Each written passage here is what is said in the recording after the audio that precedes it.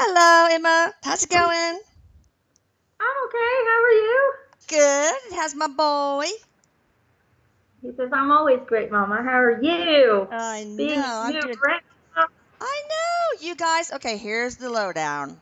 My little girl, my eldest, just had her first baby, Harper Lee Brawley. She's adorable. I posted on social media if you want to check it out, and I posted yesterday a little video of her right after birth. But I am taking care of her two dogs, and I cannot promise you that five dogs won't go ape shit crazy every once in a while. I'm hoping not. I'm giving them the evil eye. But anyway, we'll try to make this the best we can. So, can we start out with the second part of Hugh Hefner? Sure.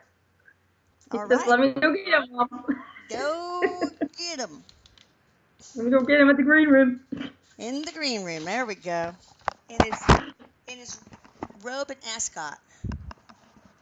He's saying hello again. Oh, hello again. So glad you can make it twice in a row. Appreciate it. Because you got a lot to say, so we had to divide it into a couple of a couple of sessions. So let's start out with me asking you the next question. Could you please tell us what plans were made for the Playboy Mansion before your passing? Well, for me, I really wanted it to be passed on to my children. And then, really, it didn't matter what they did with it. I was kind of hoping silently, I never really expressed it, but I was hoping that they would turn it into a museum. I think that would be Uh, nice. but it doesn't look like that will be happening. Why? What's going on? What are they doing with it? It's being sold, or it's sold. He says Oh, that's too being bad. sold.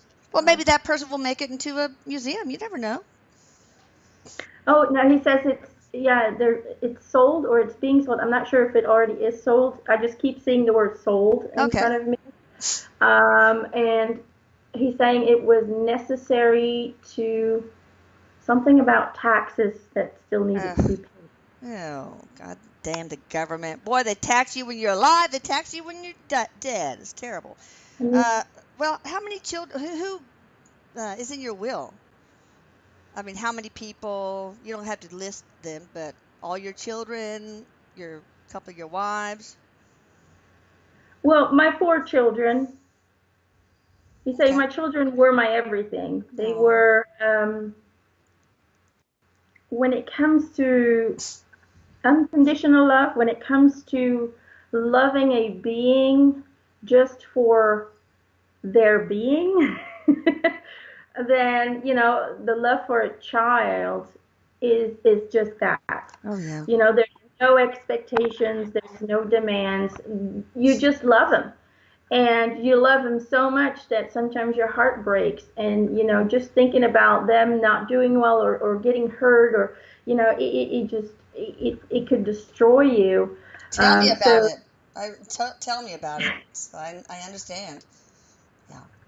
so Well, for me, my children, and some have gone into the business and some haven't.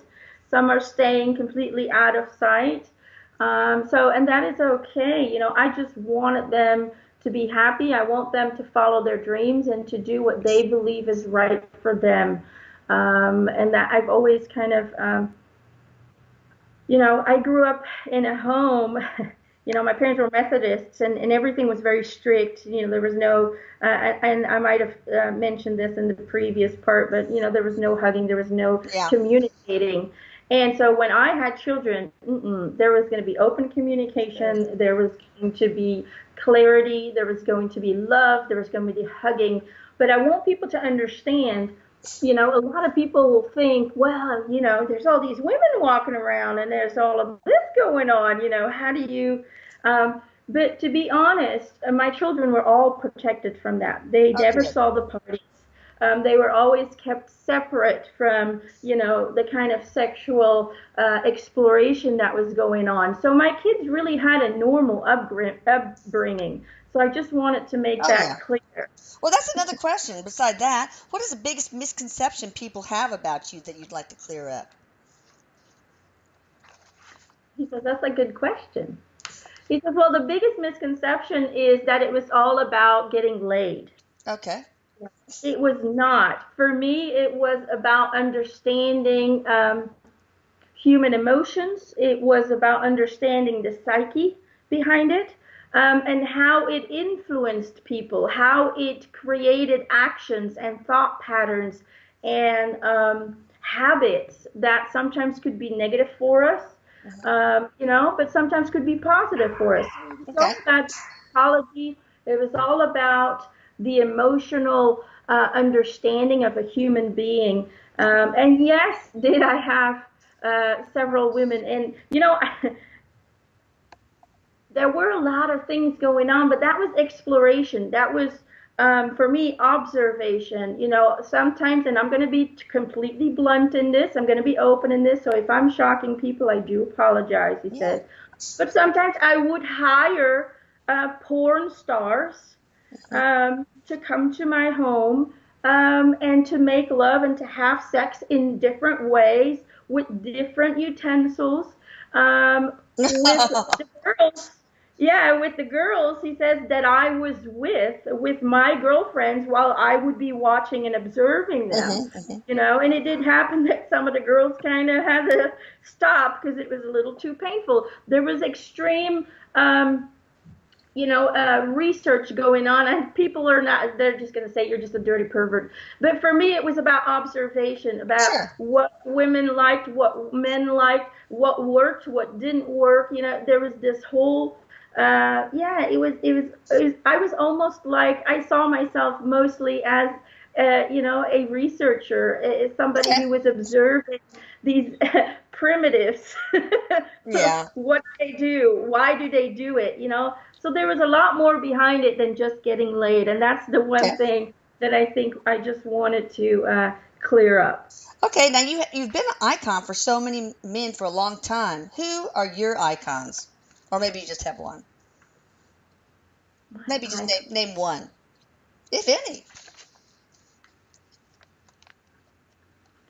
icon. My biggest icon, I would say Nietzsche, Okay. Why? because he basically turned psychology upside down, True. and he wasn't afraid to say, you know what, I think this is it, and I don't care what anyone else says. So he was not afraid to stand up for what he believed to be true in his, in his studies, in what he observed. And so I think, looking, if you look at his time when all his work, when he was trying to get his work out, there was so much criticism. Yeah. There was so much, no, no, no, no, that's totally bullocks, and no, no, but he fought through and he said, no, this is it, and I'm going to publish it, and I don't care what everybody thinks. And Good. look at it now. It is, in every college, it is in Yeah. every university. People know his work, and truly, see in it. They understand it. They see it. They get it. And so I like to believe, that for me, in some way or form, I was very similar. I opened up the boundaries to sexual acceptance Okay. and to liberation of taboos, and liberation of the sexual lust. Okay. Um, and so, looking at it now, if you look at people, I mean, sex is an everyday thing. It is in every show, it is on all TVs, it is everywhere, and it is considered to be normal. Yeah. But when I was young, It that was wasn't. not normal. That's true. All right. So, who do you think the sexiest woman you've met So in I the? believe Oh. that in some way or form, although, say what? Oh. You froze up. I'm gonna have to go a little we're gonna have to go a little faster. Who is the sexiest woman you've met in the last 55 years? He says, I'm not going to answer that because they were all very sexy in their own way. Okay. Now, in the 80s, you had a string of problems: legal, political, and financial. Did you ever think of quitting, retiring, leading a normal life? Yes, in the 80s, the government was trying to shut me down. Political movements, and women movements were trying to shut me down. There was a lot of people trying to shut me down over the years. But in the 80s, it got really bad to the point where we started losing money. We Oh. stopped making money. And then I had my stroke. Oh, I didn't know And I was that. confronted with Mm, my own mortality. yeah. And so I had a moment where I said, okay, I'm going to change things. I'm going to settle down. And I got married. I settled down. It didn't last as long as a marriage should last. But that was a time that the whole 80s all the way to the beginning of the 90s where I thought that I needed to change. But I felt really fast that this changed person wasn't me. I didn't feel right. It didn't fit with me. Okay. Uh, and so I started to I started to go back to who I really was. Good. How are playmates different today than they were 55 years ago? Well, the exposure for one, people have gotten so used to seeing everything that, the pictures are a lot more graphic now. There was a lot more hiding in the old days. But I think the women have gotten to a point where they're proud to be a playmate. Yeah. They've gotten to a point where, hey, look at me, and they are proud of their bodies. Well, believe it or not, when I first started, I actually had to ask secretaries and people that I used to work with, hey, would you mind maybe going on a on a photo shoot? We Yeah. had to convince them that it wasn't going to affect their work and that it wasn't going to have a negative effect on their family. So there was a lot of convincing that, this is going to be classy and it's going to be like this. Now women would throw themselves, over the later years, women would just throw themselves and say, please, I want to be in Playboy, Okay. please. Yeah. Okay. Attitude towards being naked in a magazine has completely changed, and also the pictures and the amount of nudity has completely changed. Okay. What's the biggest mistake men make in relationship, and what do most men fail to understand about women, in your opinion? He says, these are all great questions. I like these questions. What we need to understand, men or women, is that a relationship is based on mutual respect and on each other's wishes.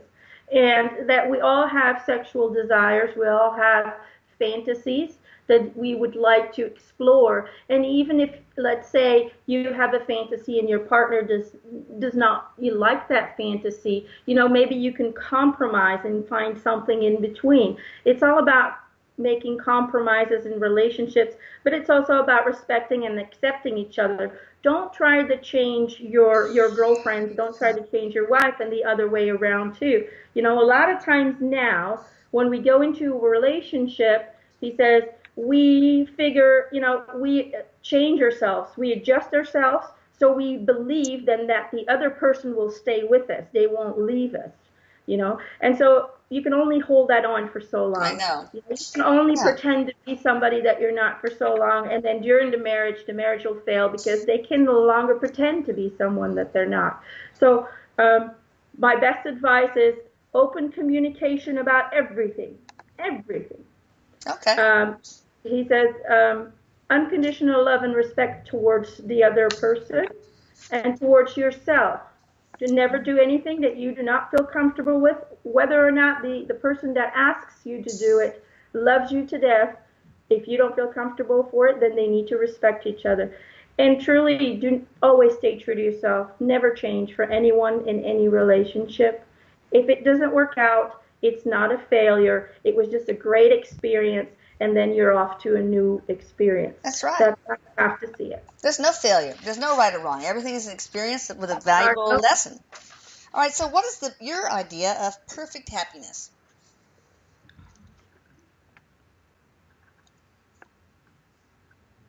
Being able to experience what you always want to experience.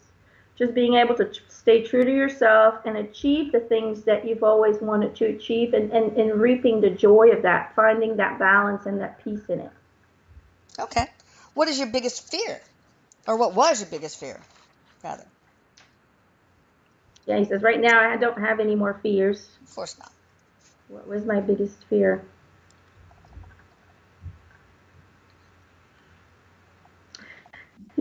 That's a hard one. I didn't have a lot of fears, to be honest. Well, like for example, did you ever Maybe feel? the biggest fear, Yeah.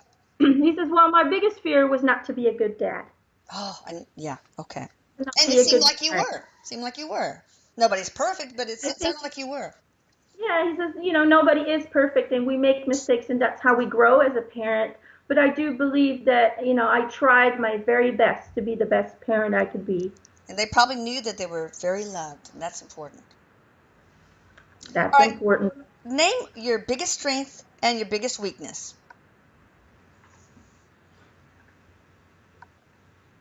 My biggest weakness and my biggest strength was curiosity.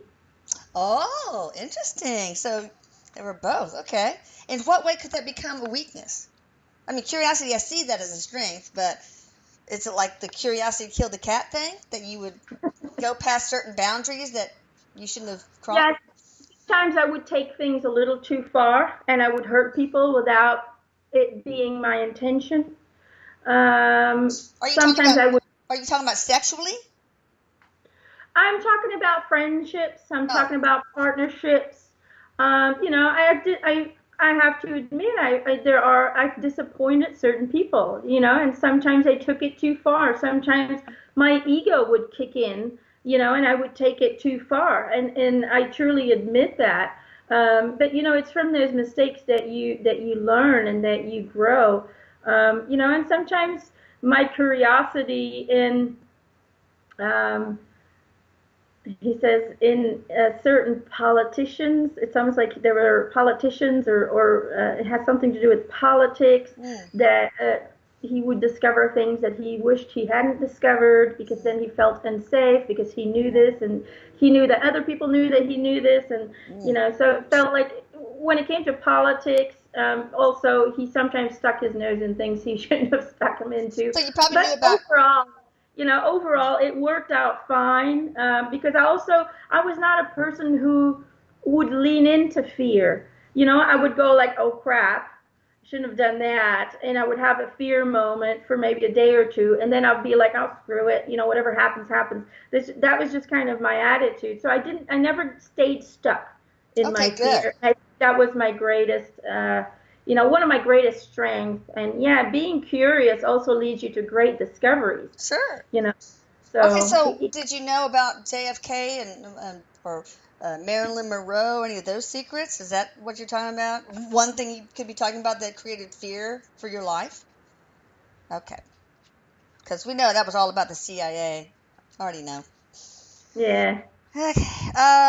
All right. So, what yes, quality? and other things that haven't been discovered yet. Ooh. What quality do you like the most in men, and then the same with women? What's your favorite quality in men, and what is your favorite quality in women?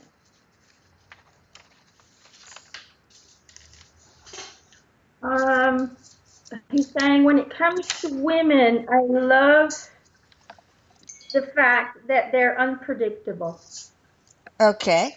They Women range in every direction, and they are all very, very unique. And so every woman for me was a new discovery, a new insight in the human psyche, because women really analyze so much in their life. They are constant thinkers. They are constantly analyzing it, categorizing it, cataloging it. They have a whole library in there. And so for me, figuring out what their triggers are and trying to figure out the psyche, what led her to me, what led her to this, that was really interesting for me. Um, when it Oh, you came froze. Wait. to men, Okay, say that. Start all over men again. are Oh really yeah. Okay. Men are he says really what?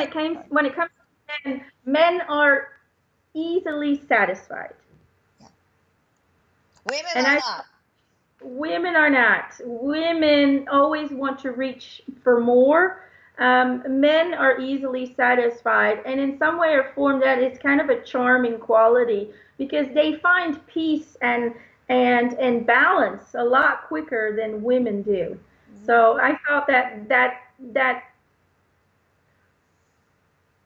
not having the desire to constantly evolve and grow, although they do, but Yeah. on a lot slower pace than women do.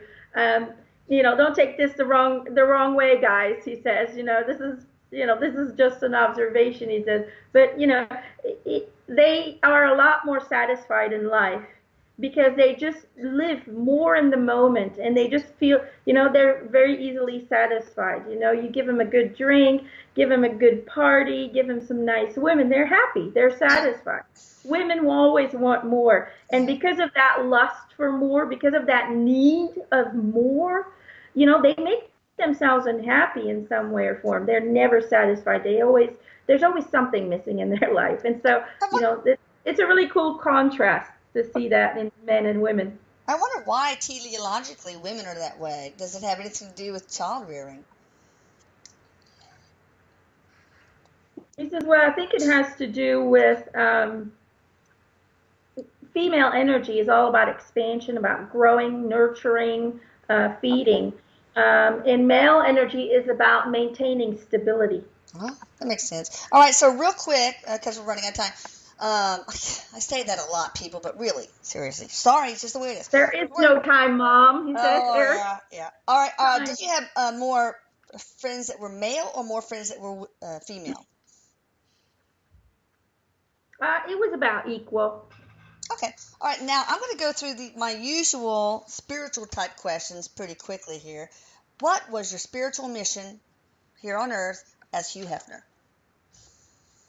Well, for me, it was all about understanding human emotions, understanding Oh human yeah. behavior, and it was about staying true to myself and really following my heart, following my own path and staying true to that, not allowing anyone to knock me off of my road, of my path of liberation. It was not just a liberation for everyone, but it was my liberation from my upbringing. I did Yeah. not want to become like my parents. That was Yeah. a nightmare in my eyes, becoming like them. I love them, but Sure. living the relationship that they did, no way in hell, he said. So it was my own liberation from that as well. And I think I was here for people. It's all about, he says, the sexual liberation. It was all about starting that sexual revolution, making it okay, making sex okay, making it a natural thing, a natural desire. And that it is part of our human existence. That was what I was here to teach or to kind of unlock in humanity, And I and think my next question was, what you were here to learn or teach. You kind of answered those. And my question after that was, did you accomplish those things? And it seems like you did. Did you? oh yes, Awesome. I had I had a very successful life, he says. You did. Do you have any regrets? I don't actually, no. Well, that's awesome. What was your main insight after your transition?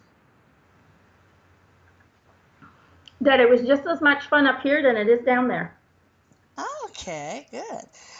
Can you share another life that most influenced your one as Hugh Hefner?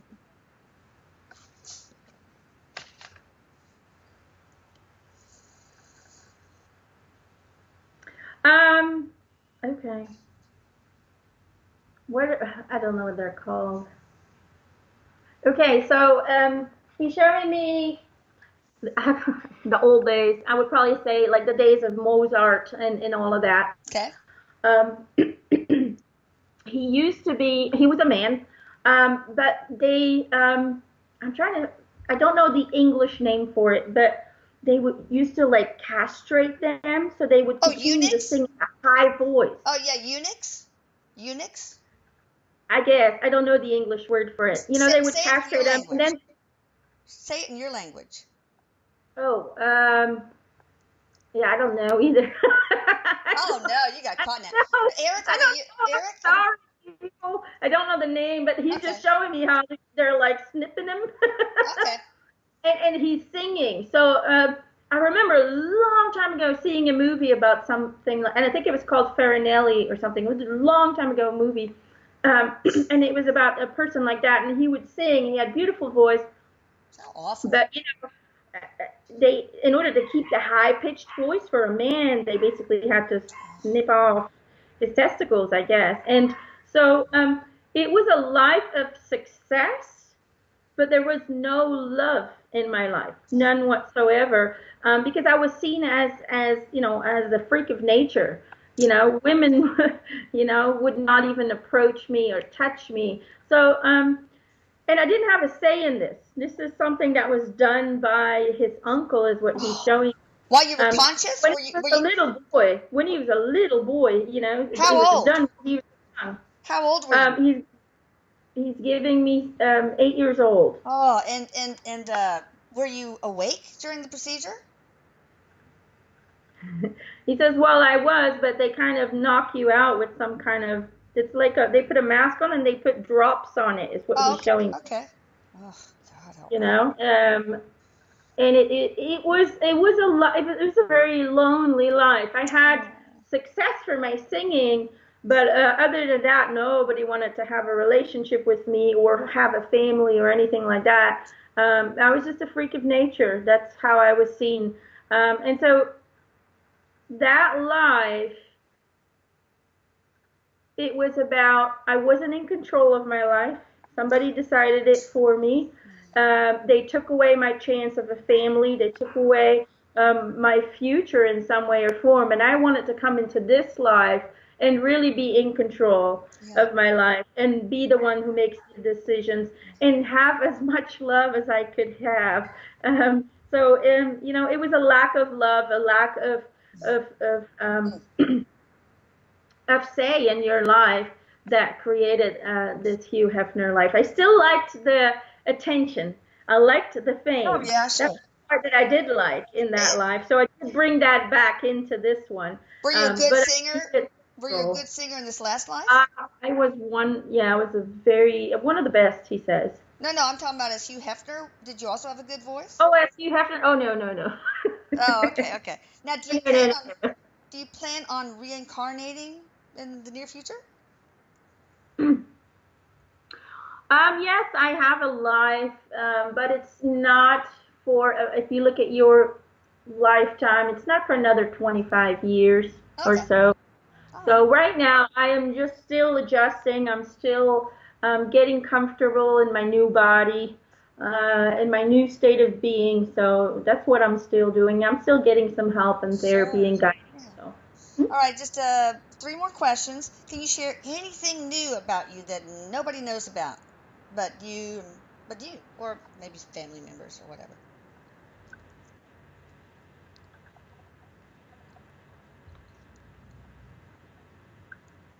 I didn't lose my virginity till after I got married. I don't know if people know that. Cool. How old were you? Or what decade? He's giving me like 18 or 19. It looks like he was pretty young. Okay. All right. I was so open about everything. I don't think I ever had much that people didn't know. I was not a person who kept things. Everybody was open to see and explore me as who I was. That's just who I was. Okay. Do you have a message, a final message for humanity? He's just saying love people, it's about acceptance. And although we don't always understand certain people's sexual desires, because there's a lot of things out there that people do not tolerate or understand. He says, I'm not going to say that as if it hurts another being, that we should approve of it. However, we should help that person. We should not judge them, but we should offer them help and assistance in seeing where this desire comes from. A starting point. You and it always has. But you sort of stutter, so you should be aware of where this. Right. He's just saying that, we should offer them help and assistance in discovering where this desire, this strange desire comes from. There's always an underlying factor that created a desire. But, as long as it's not hurting anyone, as long as it's not hurting any animals, we should accept it. There's people who have sex with their cars. There's people who have sex with buildings. Yeah, okay, if that this is what alluring they're into, tailpipe. That alluring yeah, tailpipe. Little you K right know, in that tailpipe. vacuum cleaner or a vacuum cleaner. He says, whatever people are into, it's fine Yeah. as long as it doesn't hurt another being. And if it does, then we should not judge them, but instead we need to offer them help and see where this desire to hurt or dominate another person So you really could just comes from. defile a vacuum cleaner and destroy their reputation forever. Poor Hoover. All right, now I just want to know one last thing. Does Eric, or Eric, do you have any questions for Hugh, or Emma? Do you have any?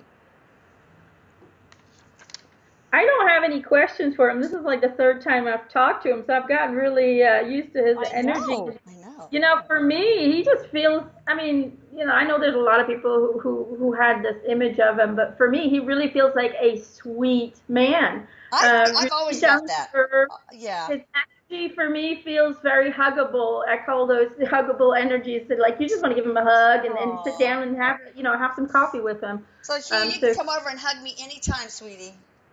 Oh, he's going, okay, I'll take you up on that offer. Um, yeah, Eric is just saying, I'm a little jealous of all the women that you've seen and hugged and done all kinds of fun things with, he says. I have to admit, and he says, I don't really have a question for him, but if there's one thing I think that we all miss on this side, it is that physical connection. Sex is not just sex. It is surrendering to one another. It is surrendering to the moment. And it is such a mindfulness kind of Yeah. act Yeah. that in those moments we totally lose sight of what is going on around us, Yeah. what is bothering us. So people, we need to do it a little bit more lovemaking and a little less fighting. Yeah. And you will see that, it's not only good for your health, your physical health, but it actually releases stress and it releases all kinds of anxieties and built up negative energies. So, more lovemaking, Mom. That's what I'm here for. Keep going, because you're going to miss it once you come over here. You're going to miss that Uh-oh. All right, well, connection. thank you both. Thank you, Emma. You guys check out Emma at www.emmanuelmacintosh.com, and I'll put it right here. And bye, Eric. We'll talk to you in just a second. Okay, bye, Mom. Love you. Bye-bye.